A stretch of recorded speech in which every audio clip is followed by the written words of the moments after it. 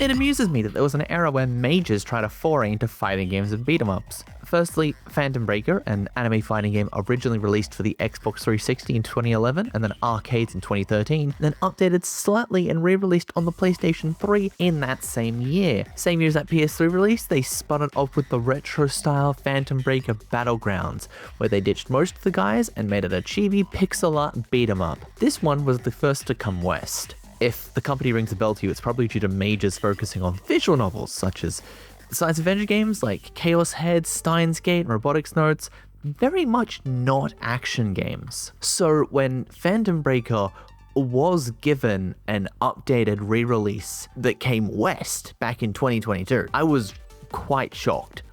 I thought that Rocket Panda Games releasing the original was a pipe dream, a pie-in-the-sky type deal, but apparently, some people over there have a passion for the niche mages titles. As such, they have seemingly decided, why stop there? And have gone and remade Phantom Breaker Battlegrounds in the Unreal Engine 5 as Phantom Breaker Battlegrounds Ultimate.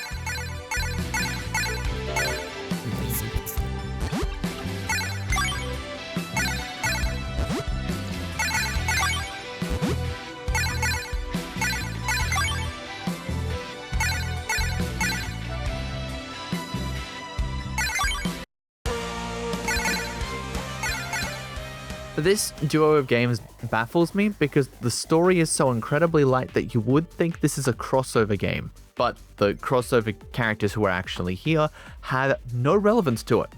The story mode of this game is about some high school girls with superpowers looking to rescue a friend from the big bad evil phantom and fighting his lackeys along the way.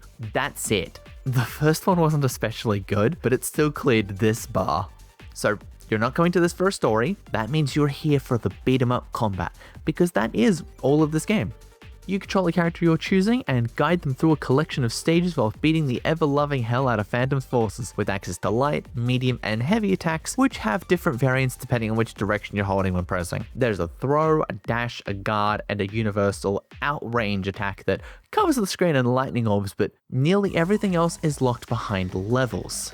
By going through the story mode with its available characters, or co-op modes, you get experience after clearing a stage. This experience provides skill points which you can invest in to gain auto combos, special moves, air throws, and other generally universal upgrades or increased stats. I'm not really pleased by the system because I feel like I have to scale a wall with each character before I can even really start playing the game properly. Special moves don't require any fancy motion inputs, just like their original fighting game, and are also accessed by having the requisite upgrades and pressing the guard button in a direction. Holding the either light or heavy attack at the same time will cause different variants to be performed. There are a bunch of other mechanics like guard cancelling, slip shifting, backstepping, which all aren't too necessary for a casual player to learn, but will give someone who wants to really get into the reeds a way to improve their skills further.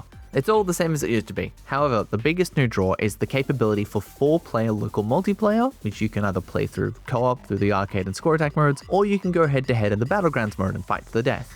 The game's online mode, however, features cross-play across all platforms and can run up to 6 players for the co-op modes and 8 players for the Battlegrounds mode. Even though the re-release of Phantom Breaker Omnia was dubbed, I was still surprised to see that this re-release of Battlegrounds would also receive a dub. There's so little dialogue given the sheer nothing of the story that I just expected it to be undubbed, but Rocket Panda are clearly not ones to do things in half measures, no matter the detail. My only possible nitpick is that Kurisu still calls herself DLC, despite that now being very much untrue, which is such a nothing complaint. This power, I have. No! Not yet!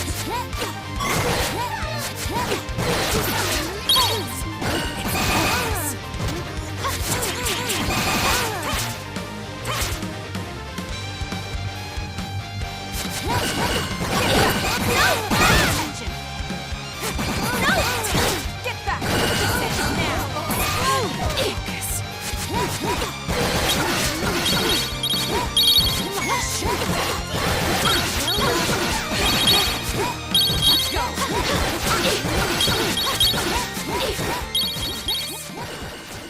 If you don't have friends, it can still feel a bit tedious to get all the cool flashy skills for your characters, as the best way to unlock things then is via playing co-op and shoving in some NPCs, which will get everyone experience and you can pretend you aren't as alone. But even then, in single player, the stages can feel like they get dragged out a bit too long, and the bosses just start off as player characters shoved into the middle of generic encounters, not feeling all that interesting.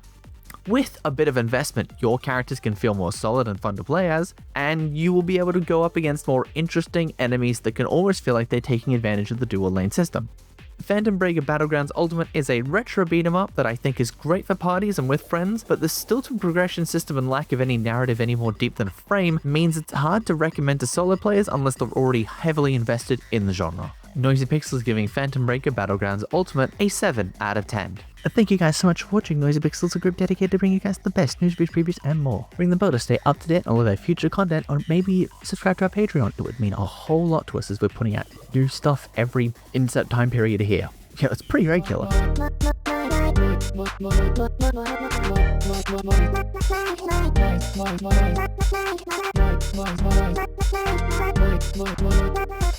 Noisy Pixel.